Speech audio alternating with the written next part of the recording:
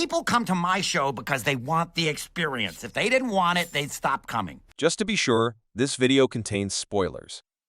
The Rick and Morty Season 7, Episode 3 post-credits scene brings back a gag from Justin Roiland's tenure on the show, and it works surprisingly well. Justin Roiland, the show's co-creator, provided the voice of both main characters during the first 6 seasons. However, in January 2023, Roiland was charged with domestic assault and accused of inappropriate behavior, prompting Adult Swim to cut connections with the actor. Since then, Rick and Morty Season 7 has recast both of the show's title characters in new episodes with sound-alike voice actors. I thought Unity promised to never do this! That's not Unity. You kids stay inside and lock up. For the most part, it's difficult to identify the difference between Roiland's interpretation of the characters and the Rick and Morty Season 7 performances.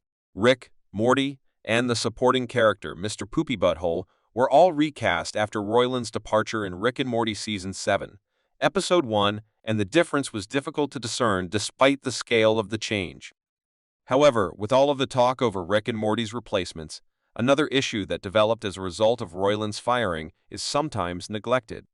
In the show's many spontaneous episodes, Roiland usually provided the voices for incidental one-off characters, which Episode 3 reinstates.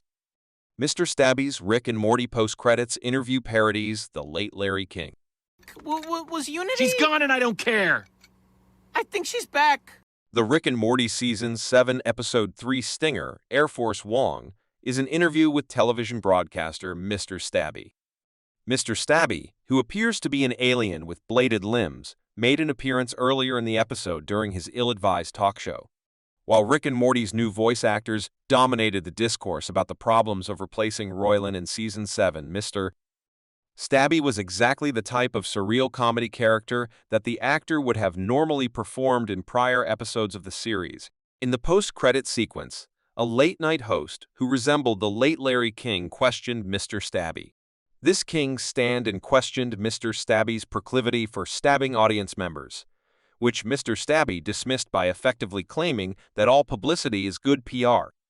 The weird scene was reminiscent of early Rick and Morty Season's interdimensional cable episodes, as did the earlier quick humor about Mr. Stabby's talk show, where all he does is inadvertently stab audience members. While Rick and Morty Season 7's first post-credits scene was similarly ridiculous, it was at least tangentially related to the events of the previous episode. Mr. Stabby's presentation and this later interview, on the other hand, were completely weird and felt like an inspired, improvised joke.